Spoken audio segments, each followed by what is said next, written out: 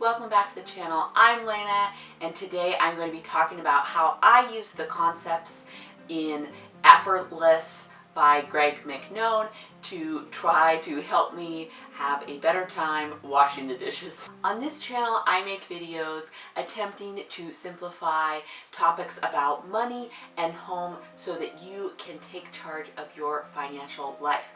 If that sounds like something you need in your life, please hit that subscribe button. So kind of a silly backstory for how I ended up buying this book, Effortless, and that is that I wanted a reward in my hospital bag. Yes, I did buy chocolate and candy to go in my hospital bag also, but I also wanted a book that I was really excited about reading.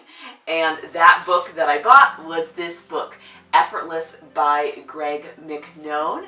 And the way that I learned about this book is that I have read his other book, Essentialism, and I really enjoyed it, and I thought it was a really important book, so I was very interested to hear what else he had to say. And it just came out in 2021, and I just wanted something special in my hospital bag to read at the hospital. And I did actually read the book at the hospital before I was really in active labor, and then after the baby was born I also read the book a little bit, so it was a great motivation for me to be excited about going to the hospital and having a baby. So the main idea of this book is basically how can we be productive without burning out, and how can we make doing the things that are important to us and our lives easier. So the little tagline on the bottom says, make it easier to do what matters most. So I really like this book because it's definitely practical, but not too specific. So if you read one of those books and it's like,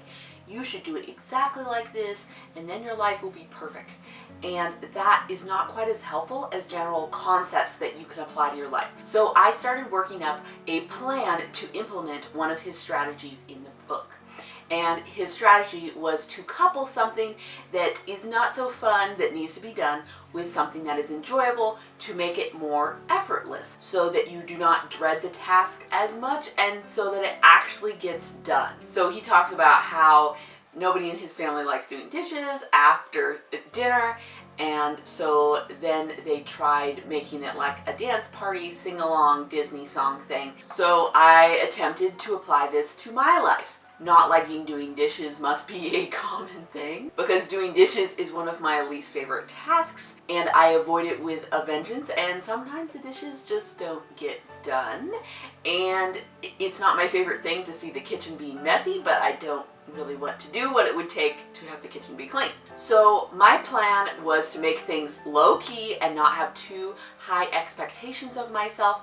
So I picked a playlist on Spotify called like Disney sing-alongs or whatever, and I was going to turn that on while I did the dishes. And I wasn't going to put a ton of pressure on myself to do dishes for half an hour or do them until the last one was sparkling clean. I was thinking, well, you know, maybe I'll do it for 2 or 3 songs or something, and then I'll just quit. Even if the dishes are not 100% done, they are more done than they were, and that is progress all by itself. So I was going to attempt to do this every single day. So how's it really going? How did it really work out? That was my brilliant plan, but how did it really go? I definitely had a rough start when I started my dish doing Disney combination plan, because I just had a baby and I thought I could do more than I could. So I definitely had to stop for a while because I just needed to rest and recover from having the baby. Even though I had this genius plan in place, I just needed to lay down. Another thing I discovered along the way is that I was just way too tired in the evening to enact this plan in the evening, and I had to do it during the day because I am pretty worn out after doing all my things all day and taking care of my children. It's just like, by the evening, I'm like, I think I need to go lay in bed because I'm so exhausted from my day. So if I was going to do dishes at all, it would need to be earlier than the evening.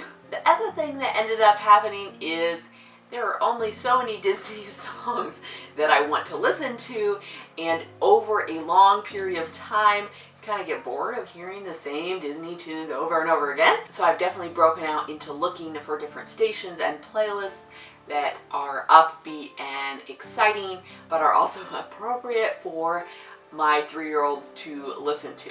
So if you go on Spotify and you look up today's top hits or whatever, and you start playing that playlist, you'll be amazed at how many bad words there are. And I normally listen to those songs on the radio in the car, and all those words are edited out. But I did discover that you can go on Spotify and search for radio edit playlists. So they have the edited versions of the songs, so you can still listen to the pop songs around your kids. So what have I learned from this experiment? Well, the experiment is still going on because I'm actually still doing it, and I just realized that because, you know, some people, they do these 30-day challenges or whatever, and then it's over, and then they never do it again because it's too hard. So this means that I would say that this is a success.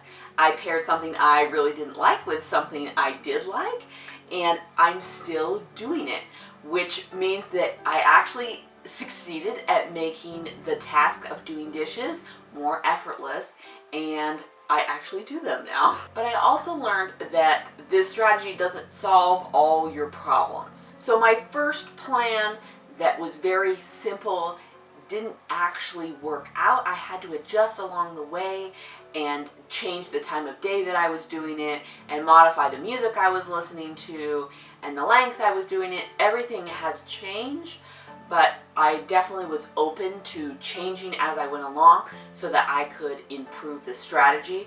So just pairing two things together might not be enough to make it strategically work for your life. The other way that it doesn't fix all your problems, that it doesn't fix your past or what's happened to you or your holdups about doing a certain task. So definitely for me, certain tasks have certain connotations, or they bring up certain things from the past for me that I need to work through. And if I am not actively working through those or have already worked through those, that task is still going to have that connotation for me, and it's not just going to be effortless. Just because you've paired something that you dislike with something that you do like does not mean that it's going to fix all your emotional problems, and you'll still have to work through those if those are prohibiting you from performing this task in a joyful manner. The other thing that it really made me think about, what do you do when your fun routine gets mundane? So after you do something for quite a long time, it's not quite as exciting as you thought it was before. Just like I was discovering that I can't listen to Disney sing-along tunes for forever. I definitely get bored of them at some point. You have to adjust for that reality and switch up your strategy a little bit so that you can continue. So I had to start thinking of other music that would be fun for me to listen to, or perhaps if you like to listen to podcasts or books, that could be a great way to keep things fresh, because podcasts are always coming out with new things and the book would not always be the same. So that could definitely assist you in keeping that routine fresh. But that's definitely something you need to think about as you're working with your task pairing. I want to know, what is a task that you dislike and what is something that you could pair with it to make it more effortless? Let me know down in the comments. As always, give this video a thumbs up. It really helps me out. And subscribe to my channel so you don't miss any future uploads. Thanks so much for watching. See you in the next one. Bye for now.